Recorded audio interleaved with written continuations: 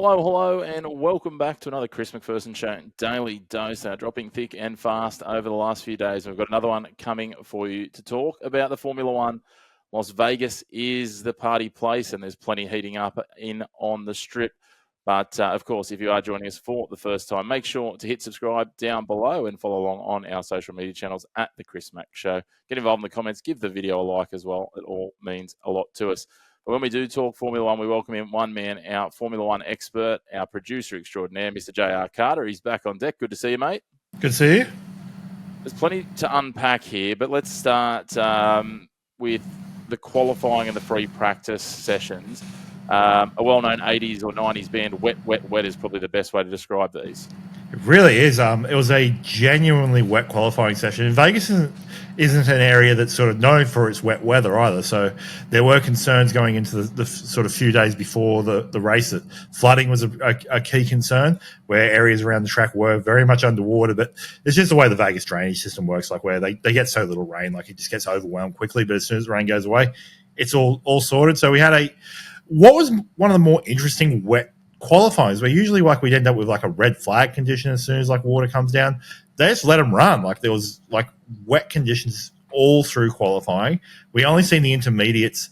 We did see a very large mess up with someone going onto an intermediate at the end of Q2, which Lance Stroll will do Lance Stroll things.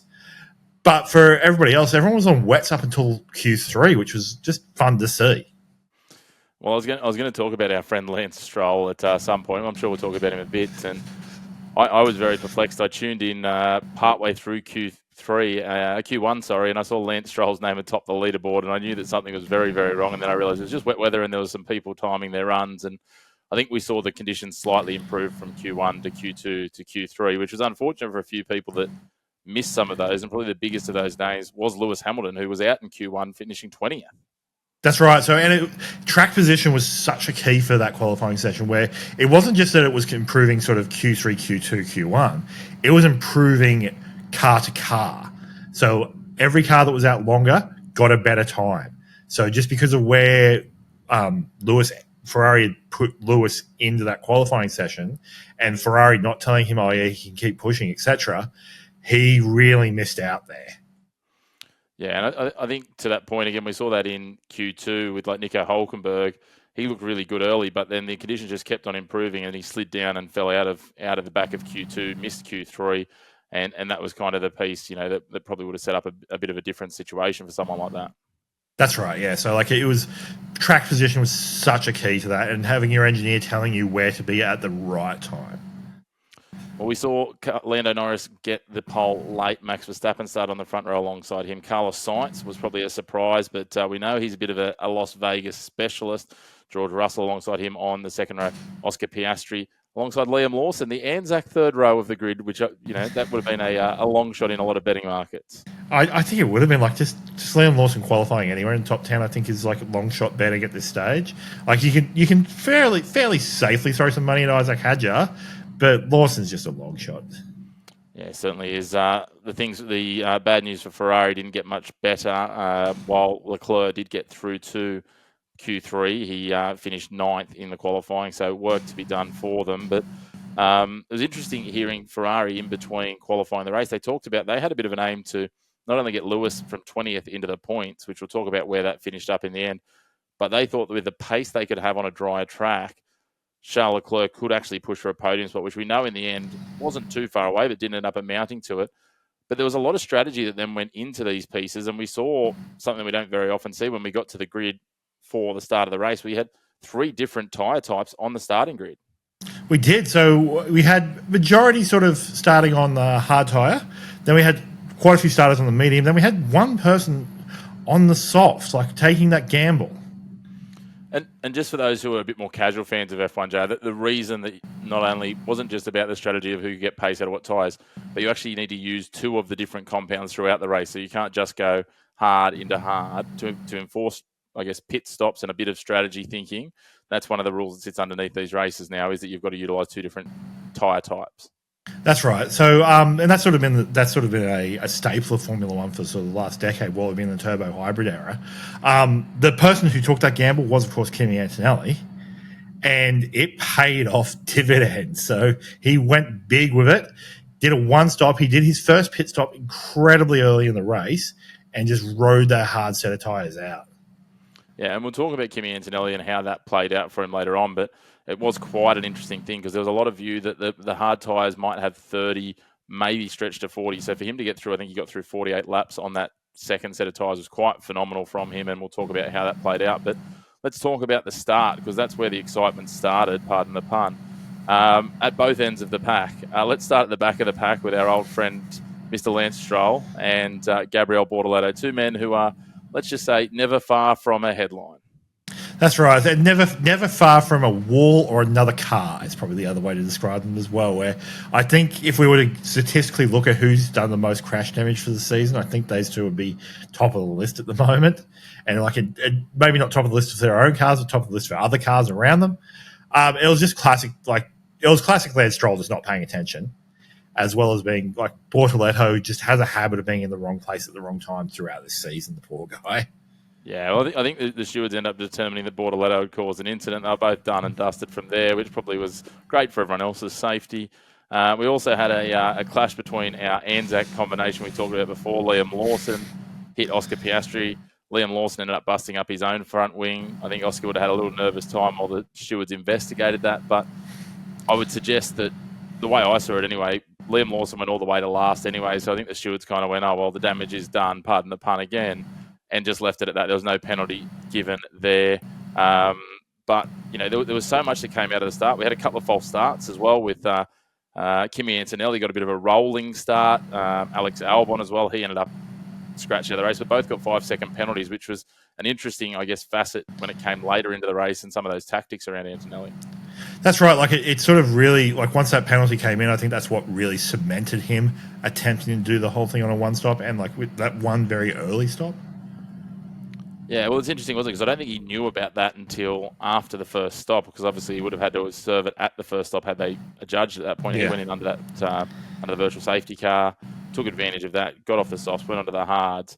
The other thing, of course, that was the big talking point was at the front of the grid on that first corner, where, let's just say, Lando probably defended a bit too hard, to be fair. He was quite aggressive about it, which was fine, but he defended a bit too hard, ran wide, which meant that Max Verstappen not only took the lead, but then George Russell had a chance to go past him as well early. Yeah, so we got a really classic Lando start, really, from pole, where he didn't really make it past the first lap in terms of his pole position. He attempted to cover off Max because Max was very aggressive. His car at the very beginning was turned directly at Lando. We knew where Max was going, and Max just stuck to his guns. He tried to make the move.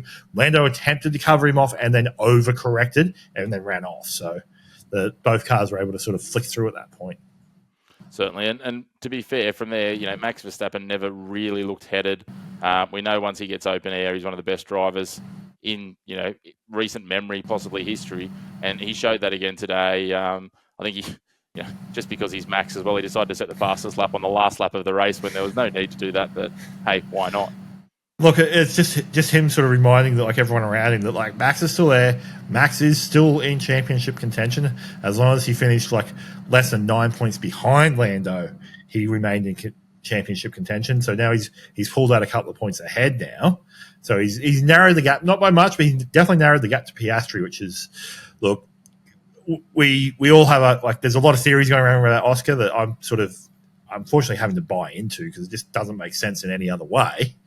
But Oscar, I think, is in a bit of trouble in this championship at this stage. Yeah, it's an interesting one.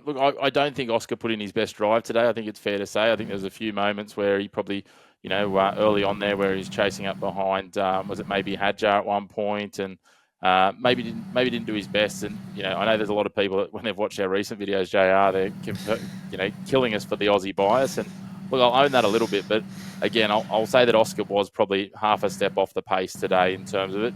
Managed to keep it together, got the race finished in fourth thanks to that penalty to Antonelli. But again, he's going to need to find something much better over these closing two races if he thinks he's going to close the gap in this championship.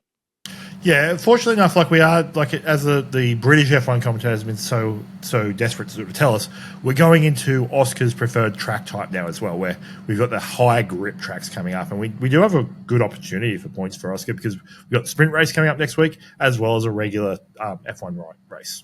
We certainly do. Speaking back to the finishing, obviously Verstappen first, Norris second, George Russell, and we talked about Kimi Antonelli before. Yes, Oscar Piastri ended up getting past him on that penalty at the end because Antonelli carried that to the end of the race, and I think from memory there was about 2 to 3 seconds between them, so he did well there. But Antonelli did well, first of all, to extend his gap over Leclerc and Sainz as well, because he, at one point with only about 2 or 3 laps to go, it looked like that penalty might have cost him 3 spots. But the biggest thing he did for Mercedes was held that pack away from chasing down George Russell. Yeah, so that's exactly what he did. Like, if Oscar had gotten past Kimi Antonelli, there's a real chance like Oscar gets a podium. Like, because George's car was sort of flailing towards the end, but Kimi just did a teammate's run there, like just ran an interference. Like, it was almost like watching Fernando Alonso hold up a pack, really. Like, where he's just like, that's his job, that's his role. No one gets past me. Yeah, it was some wonderful driving. He did very well and played that role to perfection. Nice to see, 2 drivers that understand how teamwork works. But anyway, speaking of Lando Norris, before we go as well, it did look a little dicey. He was losing pace rapidly. They were running all very light on fuel by the end of that race. Yeah, so I think they'd fueled Lando's car with the expectation that there would have been significantly more safety car interventions. We didn't have a full safety car the entire race. We had a couple of virtuals, but that was about it. So apparently he was having to lift and coast to conserve fuel, and it looked like if there was one more lap, George Russell would have got him. Yeah, he certainly would have, mate. We were just talking before too, and not exactly. I mean, it's F1, but it's not the theatre of Las Vegas. We had Terry Crews singing along, driving a Lego pink Cadillac with the podium drivers on the way around, which I'm going to be honest, the boys look like they're having a cracking time. They all lent into that very well, Max, Oscar and George, Max, Lance and George. But then Mickey Mouse reliving some Fantasia. You were talking me through that, mate. That's they've got everything. They've got all the big stars. Yeah, so following the interview, which was masterfully conducted by Australia's Sam Worthington and also David Coulthard, including, like, I don't think Lando's going to get to do an interview again for a little while now, so we'll just watch that space. But there was a little incident during the interview. But yeah, so Vegas, like, putting on a bit of a show, like, where just like in between the interviews and the podium, they had Mickey Mouse in the middle of the Bellagio fountain just conducting like it was Fantasia. We had drones creating F1 cars in the sky. Like, it was just a spectacle for TV. I can't imagine that it would have looked anything decent from the ground, though. No, I don't think so. But again, a lot of this is done for TV, as we know. Obviously, the key piece, as you said, there are 2 rounds left, 3 races in total, 2 full races, 1 sprint race next weekend as well. As things stand, it is a 3-horse race or a 3-driver race at the moment, and that is obviously Lando now has a 30-point lead atop the championship, 408 points. Oscar 378, Max 366. Max is, let's be honest, at 42 points behind, needing some things to go his way over the next 2. But to be fair, even at 30 points, so is Oscar. A Lando DNF in the main race in Qatar could be absolutely the narrative that everyone except for maybe Lando, Zach Brown, and a couple of other people at McLaren might want to see. I don't think it's a couple of other people at McLaren. I think it's the entire team at McLaren at this stage, like it looks like.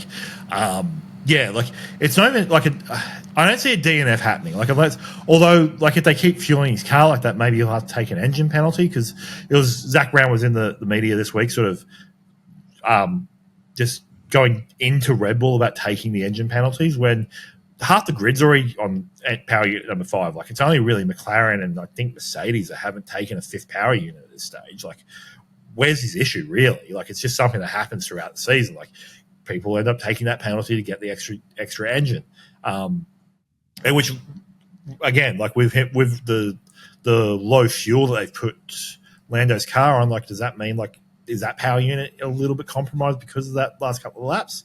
Like, do we see Lando take a penalty in one of these? Could be very interesting. I think they'll try and ride it out as far as they can. But the other interesting piece as well that comes out of today's race, the good finishes for Mercedes, see them all but, they've now got I think a 32-point lead over Red Bull. Remembering that Red Bull, in terms of the Constructors' Championship, are essentially a one-driver team. It's going to be very hard unless they have a double points miss from here to miss out on that. But the Red Bull Ferrari, that's opened up to 20 points after this weekend. So there's some real moves there. And then, even Kick Sauber with Hulkenberg finishing in the points this week, they're starting to get a sniff now that they're within, a couple of good performances. They could move up as high as 7th. Aston Martin could slide down to 9th, but they could finish 6th. It's really livened up this Constructors' Championship at the moment. Yeah, I think the only sort of guarantee right now is Williams in 5th place, really. Like, that's the only thing. 1, 5 and 10, JR. That's what I'm just looking at. McLaren in 1st, Williams in 5th, and Alpine in 10th. Yeah, Alpine is no-show. Like, Franco Colapinto has still not scored any points in what he's been in the majority of the season now. So, like, between him and Doohan, there's no second points scored with that team. Like, it's all Gasly that's doing that. So, look, it's wrapped up there. I do think Kick Sauber are a chance to sort of maybe get past Aston Martin. Haas are a real chance if Ollie Behrman just keeps putting in these consistent sort of qualifying and race pace performances. They're a real chance to get past Aston Martin as well. Yeah, it's really interesting to look at, I guess, what's going to come from here. Obviously, it's this triple header now. As we roll on from here, we go into Qatar next weekend, into Abu Dhabi the weekend after. Well, I think we'll know a lot more after Qatar because some of these gaps will then become mathematically unassailable. And we look forward to breaking that all down for you. But look, it wasn't exactly the thrills and spills in Vegas. We knew that was unlikely to occur. We had a little bit of hope with a bit of rain about that we could have really thrown some cats amongst the pigeons. But as always, JR, a big thank you to you. Good to unpack what was probably a reasonably, in a few elements, predictable, but with a couple of curveballs amongst it, Las Vegas Grand Prix. That's right. And look, the biggest curveball that I do have to sort of put it there for the race is that there was no test match running simultaneously with the race. Yeah, that was unexpected. That last night. It's ruined a lot of people's Sunday, Monday, and Tuesday. The English, they're good for a lot of things, including ruining things. If only Lando Norris could forget that, that he had to complete the full season. That'd be nice. That certainly would be. But as always, if you haven't already, make sure you hit subscribe down below, either on YouTube or on your favourite podcast platform. Get involved in the comments. Let us know who have we done dirty, who have we not given enough props to, who are we giving a soft ride for. And until next time, we'll be back next week talking the F1 again after the Qatar Grand Prix. There'll be plenty of daily doses in the meantime. But a big thank you for tuning in to your home of the Black and White of Sports. No grey opinions here.